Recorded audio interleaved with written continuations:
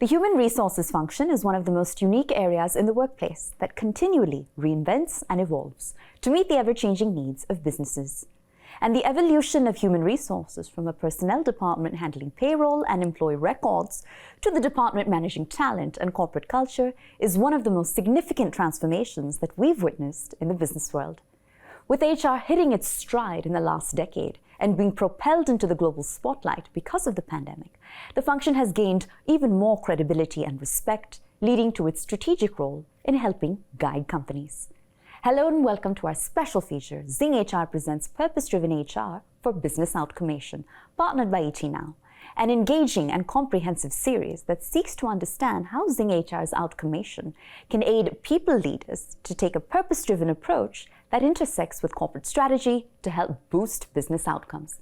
And with that, I'd like to welcome our panel of eminent subject matter experts to give their thoughts on today's discussion. Understanding the big picture, the board perspective. We have with us the chairman of the board of directors at Blue Star, Shailesh Haribhakti, operating partner of Advent International Private Equity, Shiv Shivakumar, and executive vice president and head of human resources at HDFC Asset Management, Alok Shiopurkar. Gentlemen, thank you so much for taking the time to speak with us. And Shailesh, if I could kick off the conversation with you.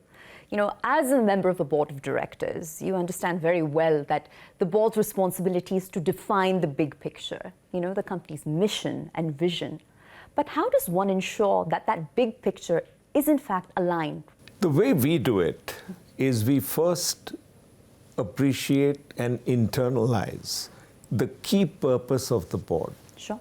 The key purpose of the board is to make sure that the company or the entity that you are serving remains protected from disruption. Sure. And proactively, in a risk-managed manner, the entity must try and disrupt the space in order to gain a larger part of the value that needs to be released. Mm-hmm. That's the key role that a board plays. And when that is the role that the board plays, then through a consensual approach with the CHRO and with the people who are running the HR function, there is an understanding which is communicated through the Nom-Rem committee, the NRC as it is otherwise called, to make sure that people understand clearly what is the goal, the purpose, the vision, and how should it be translated down into key result areas or key outcomes that are desired, and then make sure that the encouragement is given to people to act in line with those preset KRAs and key outcomes. The key incentivization structures. Absolutely. And you also touched on communication, and that's absolutely critical. Because Alok, while the board, within the confines of that boardroom, can of course design the big picture beautifully, communicating it to everyone, from top management to that last mile employee, is very difficult, right? A lot is lost in translation. What is your suggested course of action in such a scenario? So I think while communication is extremely important, I would call it what is the smell in the garden. So what is the organization is communicating through its culture? Do people trust the capability of leadership? Right. Are they willing to take that leap of faith? And in that context, sometimes not even communicating will reach your sentiments and what is to be done to the last mile. For example, if there is a clear communication that this is a company, when you are at the crossroad between compliance and profitability, and company will stand with compliance, you really don't need to correct or train people on ethical conduct. Absolutely, yes. And sir, if I could build on that, and I want to bring Shiv Kumar sir into the conversation now. So I'd love your take on the HR tools and techniques, platforms and technology that can be incorporated by the members of the board to design that big picture, sir. How do you connect the dots there? Yeah, thank you for asking that. Wonderful to be on the panel here. The first thing is, when you think of the big picture, what the board decides along with the operating team, the big picture invariably is about strategy and the strategic pillars. It's about typically revenue, market share, competitiveness, capabilities, etc. Now, one of the things the board needs to ask consistently on capabilities is, what are the capabilities we need for the future in this sector, and are we truly building it? So if I go back over the last 5-10 years, take digital as a capability, Sure. or today AI as a capability, or business models as a capability. So is the team fully equipped in order to be competitive for the future? That's the first thing. The second one, with specific reference to your question on measures. Right. In a fast changing world, where are the measures typically? In a large enterprise, the measures tend to be either in manufacturing or in sales. And with respect to sales, what are the kind of things that the salespeople would like to know? They would typically like to know how their incentive structure is playing out. So many incentives are annual, some are half yearly, some are quarterly, some are monthly, some are weekly. So anybody who's on the floor of the retail, you can run weekly incentives for them. But for a general manager, you cannot run anything but once in 2 years or once a year. Right. Now, salespeople need to have a measure of what they are getting there, because that productivity is what drives more commitment from their side. So your HR tools must be aligned, especially if you have a large sales force working for you at the front end. Equally on the factory side, if you're a continuous process manufacturing sector, you need to have very clear and quick measures so that people on the factory floor know that these measures are what are being seen and what corrections need to be made. Mm-hmm. So all of HR tools come in the box of productivity. And productivity is always about either maximizing the numerator or cutting the denominator, or doing both. So anything in the HR tool which aids in this numerator-denominator equation, which leads to higher productivity or better return on investment, is what the HR manager and the board must truly be looking at. Well, Shiv, you put it in very tangible terms, which we truly appreciate, becomes an immediately relatable scenario for us. And my next question I pose to all three of our panelists, and I'll start with you, Shailesh. When the big picture evolves, that often requires a re-architecting. A re-architecting of systems, infrastructure, processes, and that requires buy-in at all levels of the organization, right? How do you go about achieving that? What are the tried and trusted processes to approaching that scenario? So I go back to culture. Mm-hmm. I think it is important to make sure that the culture stays in alignment with the HR outcomes that you are seeking. Mm-hmm. That's fundamental. Mm-hmm. Beyond that, all the technology that you need to bring in has to happen. Mm-hmm. But the overarching way to do it is to create an enabling environment and make sure that people feel safe. They feel that they are going into a situation which may be looking very disruptive, very challenging, very alarming. Right. But there is huge organizational support to make sure that where technology is needed, mentoring is needed, a amount of hand-holding is required, that will always be available. Mm-hmm. And that the organization cares for its people. Right. It's only when you walk the talk on people being your greatest assets that the correct structure for making sure that this tough situation, re-architecting, happens will be successful. Well, Alok, I'm curious as to whether you echo the same sentiments, because if we're trying to communicate and walk the talk that people are in fact a company's biggest, most precious, most valuable asset, how do you essentially convey that message? What makes them feel heard, listened to, recognized? So I think one very important observation which last mile employee sees, what is the justice perception in the field of management? For example, do they believe management? What is role modeling happening? Mm-hmm. Two functional heads are fighting, and other side you are saying that individual plays the match and team wins it. Right. So you can't have a contradictory signal. Yeah. And that's where I think Shailesh bhai said rightly, the culture. Mm-hmm. So we are constantly messaging to people. Mm-hmm. And what is the message we are giving? And I think if people have trust, and if they have respect, rest everything becomes, you become a galvanized force to deliver the organizational purpose, vision, and mission. Beautifully put, beautifully.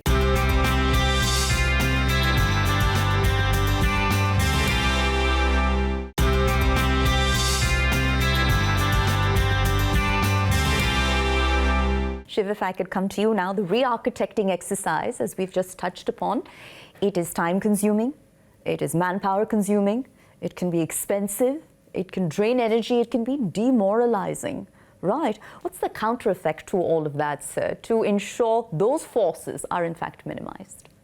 Yeah, so starting with every big picture, the board addresses or discusses is essentially a set of strategic choices. At the board level, you make strategic choices. You choose path A against path B for whatever set of valid reasons. Right. It's quite likely that some of the management team might not agree with those strategic choices. Okay. So the first thing is you have to ask yourself as a board and as a management team, these strategic choices are at 50,000 feet level. Sure. What does this mean for a salesperson or a factory person or a supply chain person or a finance person at 5 feet? So you have to take that strategic choice and build it into a metric as low as possible at the 5 feet level so that they understand it. Yeah, that's the first one. Second one I would say is in all this big picture and the technology part, we forget one thing. In India, people want high tech, but they also want high touch. So people don't go to IVR in India and listen to the policies. They want the HR person to talk to them face to face. Right. So whatever the big picture you've chosen, you need to cascade the communication very clearly in a set of town halls, in a set of memos, in a set of videos, whatever it is. And if you do not do that, then people down the line have absolutely no understanding of the strategic choices that you've picked. And the final thing I would say is, in my experience, please park complexity. If you have a trade-off to be made between profitability and a profit line, okay, make those trade-offs higher up the value chain and do not confuse the salespeople with it. So, for example, you have a choice. Let's take between a category and another category, a brand and another brand, Sure. an SKU and another SKU, or a geography and another geography. That choice must be made higher up the line and do not confuse the salespeople with it. And that is what leads to what I call effective communication of the strategic choices made by the board. I'll give you one real life example. Please, In one of the boards that I'm on, we had set a target, guidance for the market, and the internal target was significantly higher. The team came back exactly after 4 months and said, you know what, the industry is down, all our competitor numbers are down, there is no way that this internal number will happen. We as a board debated it, we challenged them, and finally we accepted that the number had to be dropped. Sure. Because it would impact the morale of every single person in the organization. Fair So enough. the board also has to be clear as to when to step back and when to hold the reins and say, sorry, there is no change. That's what I'd say. Fascinating point, absolutely so.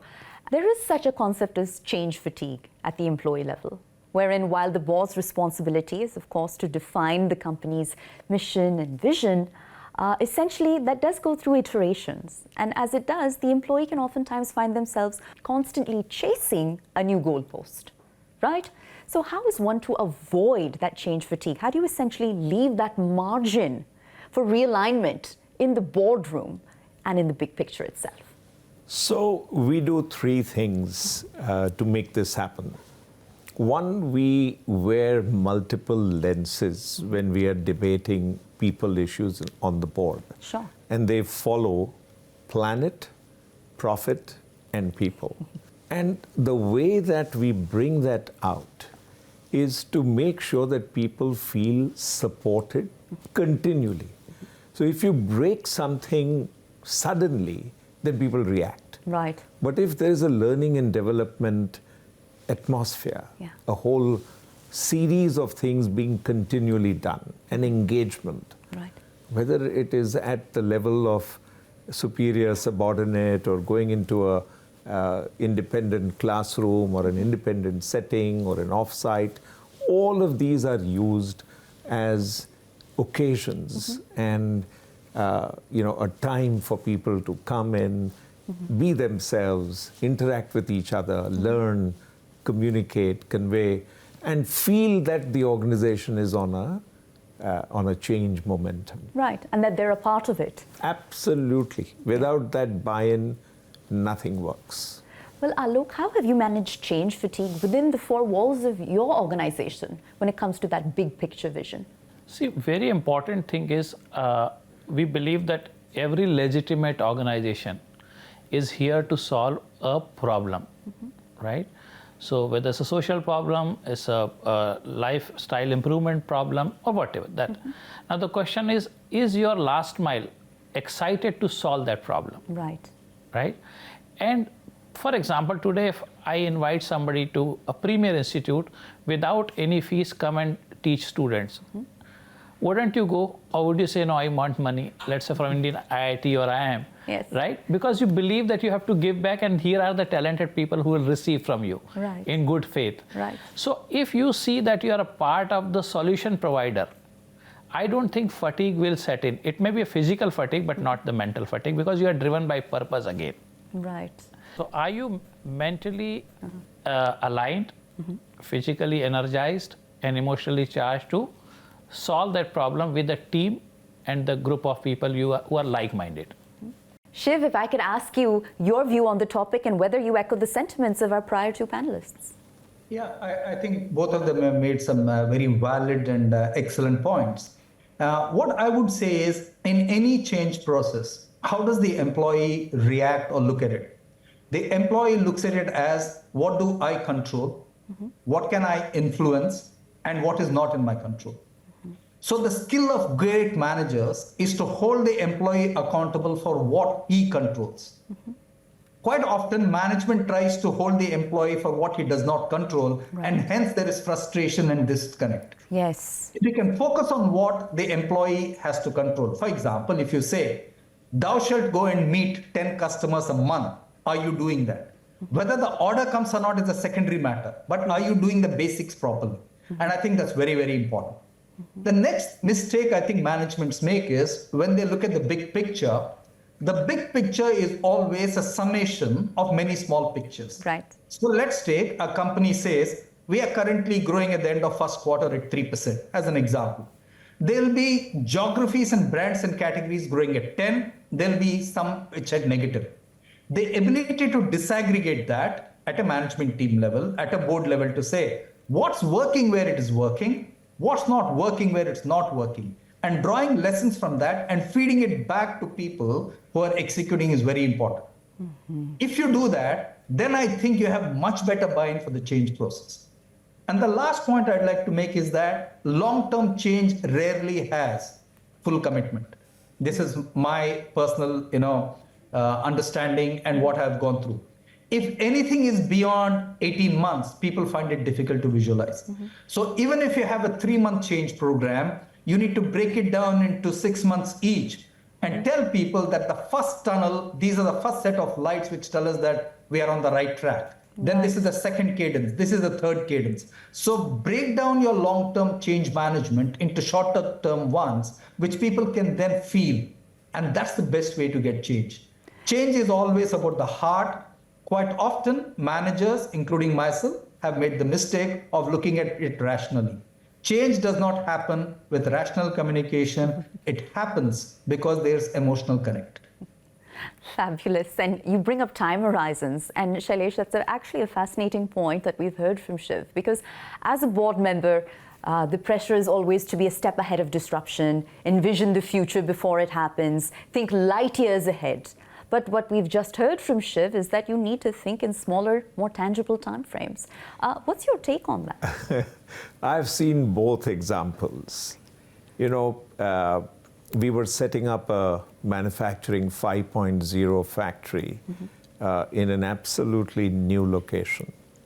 And there what was required was we wanted to get all the local people, retrain them and put them to work in an absolutely unknown setting. Sure.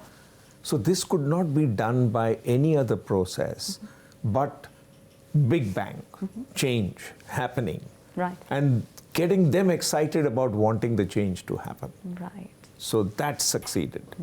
I'll give you another example where what was important was we needed to change very set patterns that people had. So the first thing we did was documented what they are doing today. And slowly, as Shiv was suggesting, show them through a reflection in the mirror that this is not delivering what you're supposed to deliver. Right. And then it started dawning on them. Yeah. The important thing is to get the buy-in from the person who is getting affected. Right. If that happens, and if there's empathy, and if there is, a continuous feedback mechanism, I find that things can work. But sometimes you need to use big bang, sometimes you need to use caution. Both work. Alok, if I could have you weigh in on the same question there. When we're talking time horizons, how do you break it down into something that's immediately actionable, but still has a long-term purview? So see, the people who are on the drawing board, it is their call how do they define the entire process and transitioning from point A to point B.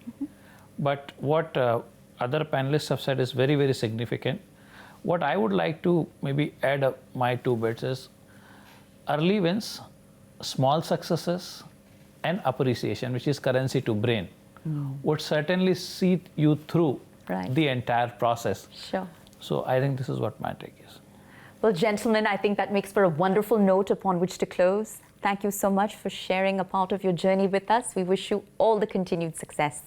Shailesh, Alok, Shiv, thank you so much once again. Thank you very much. Thank you. Absolute pleasure. With that, our special feature, ZingHR presents Purpose-Driven HR for Business Outcomation, partnered by ET Now, comes to a close. Thanks for watching.